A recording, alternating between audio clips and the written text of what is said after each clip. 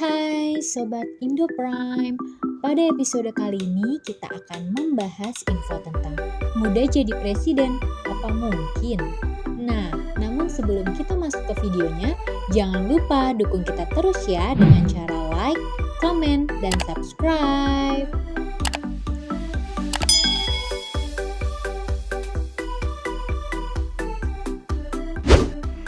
Erick Thohir. Erick Thohir adalah Menteri Badan Usaha milik negara ke-9 Kabinet Indonesia Maju yang dilantik oleh Presiden Joko Widodo pada 23 Oktober 2019. Sebelum menjadi menteri, Erick Thohir merupakan seorang pengusaha dan pendiri Mahaka Group yang merupakan perusahaan induk dari perusahaan yang memiliki fokus pada bisnis media dan entertainment, dan berbagai perusahaan lainnya yang bergerak di bisnis olahraga dan hiburan. Ia mengakuisisi klub sepak bola dan klub Italia yang berlaga di Serie A yakni FC Internazionale Milano atau Inter Milano pada November 2013.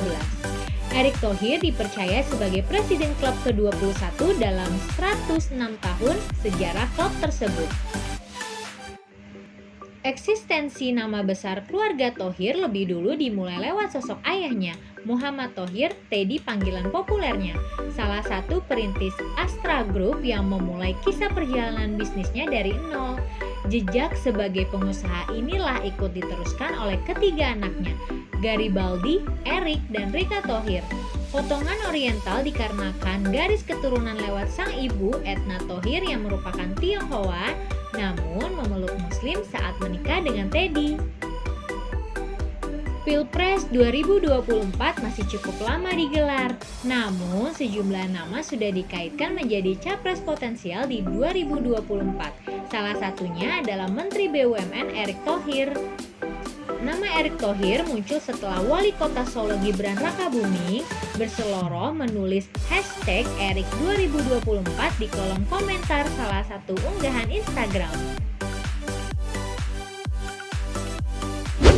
Nadiem Makarim. Nadiem Makarim atau yang lebih dikenal dengan panggilan Nadiem lahir di Jakarta 4 Juli 1984 dari pasangan Nono Anwar Makarim dan Atika Al-Gadri. Ia adalah anak lelaki satu-satunya dari pengacara ternama keturunan Arab asal Pekalongan, Jawa Tengah, Nono Anwar Makarim. Ayahnya seorang intelektual dan lawyer dengan gelar doktor ilmu hukum lulusan Harvard. Pria lulusan Harvard ini memilih untuk kembali ke tanah airnya di Indonesia. Nadiem tidak membutuhkan waktu yang lama untuk terjun ke dunia kerja. Berbekal ijazah yang dimilikinya, Nadiem direkrut di manajemen konsultan di McKinsey & Company, sebuah lembaga konsultan ternama yang berbasis di Jakarta. Nadiem mengaku ia angkat kaki dari perusahaan sebelumnya hanya karena ia tidak betah bekerja di perusahaan orang lain. Ia ingin mengontrol dirinya sendiri.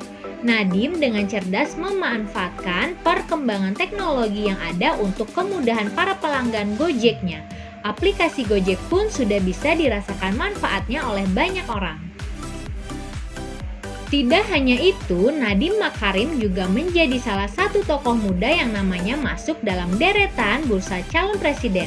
Info tersebut yang dikutip berdasarkan survei Indo Barometer yang dirilis di Century Park Hotel, Jakarta, Minggu 23 Februari 2020.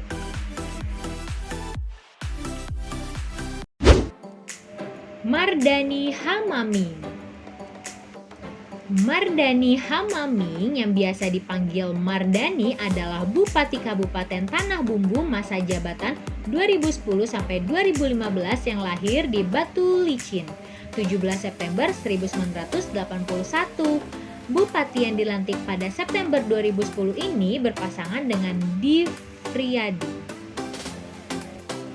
Mardhani merupakan bupati termuda se-Indonesia yaitu berumur 29 tahun yang tercatat di rekor muri setelah mengalahkan Bupati Indragiri Hulu Yopi Arianto, sarjana ekonomi yang saat dilantik berusia 30 tahun. Mardani telah merasakan panggung politik sebelum dirinya menjadi bupati. Ia sebelumnya menjabat sebagai anggota DPRD Kabupaten Tanah Bumbu dari fraksi Partai Demokrasi Indonesia Perjuangan atau PDIP. Ketika mencalonkan diri sebagai bupati, ayah dua orang anak ini mendapatkan dukungan dari banyak parpol di luar partai tempatnya bernaung.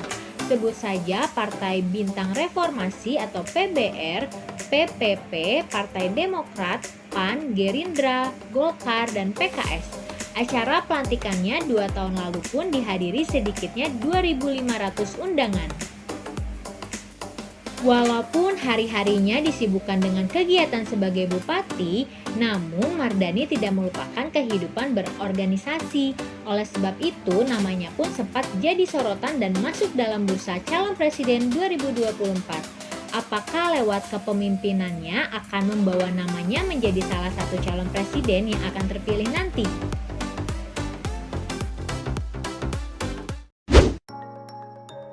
Emil Dardak.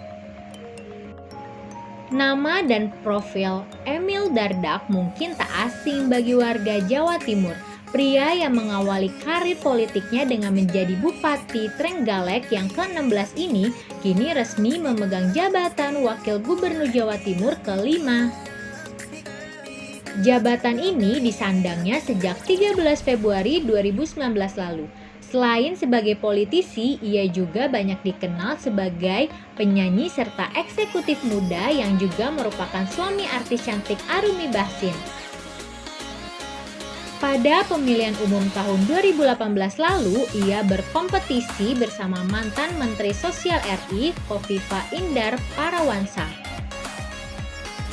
Pasangan ini didukung oleh 6 partai pengusung yaitu Partai Demokrat, Partai Golkar, PPP, Partai Nasdem, PAN, dan Partai Hanura. Dengan perolehan suara sebesar 53,55%, pasangan tersebut berhasil memenangkan kontestasi tersebut.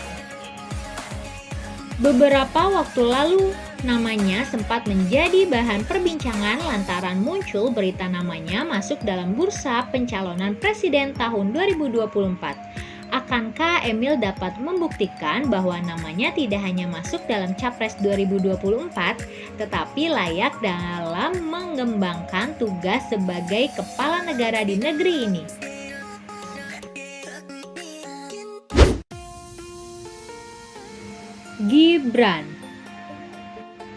Gibran Rakabuming adalah anak pertama dari Presiden Joko Widodo dan Iriana. Sosok milenial yang mencalonkan diri maju sebagai calon wali kota Solo di Pilkada 2020 lewat PDI Perjuangan. Ia memulai karirnya sebagai pengusaha jasa boga lewat nama Chili Pari, yakni sebuah usaha catering yang dirintisnya sejak Desember 2010. Dengan mendatangi Ketua Dewan Pimpinan Cabang Partai Demokrasi Indonesia Perjuangan atau PDIP sekaligus Wali Kota Solo FX Hadi Rudiatmo, Gibran ketika itu menanyakan bagaimana mekanisme pencalonan Wali Kota Solo. Gibran memang tak mewajibkan masyarakat Solo menyoblos dirinya saat hari pemilihan berlangsung, tapi butuh ekstra super kerja keras figur lawan untuk menandingi kedikdayaan seorang anak presiden bernama Gibran Rakabuming. Semakin kesini namanya semakin populer lewat berbagai survei formal ataupun jajak pendapat publik kota Solo.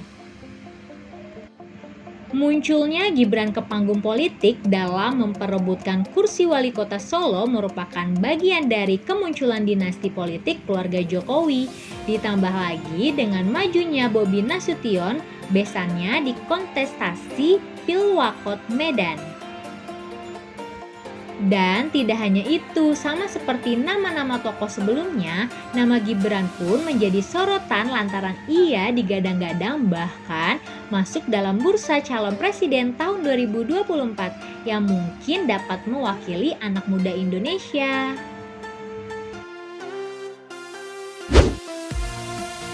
Nah, itu dia Sobat Indopran. Semoga informasi video kali ini dapat bermanfaat untuk kalian semua. Sampai jumpa di video selanjutnya. See you!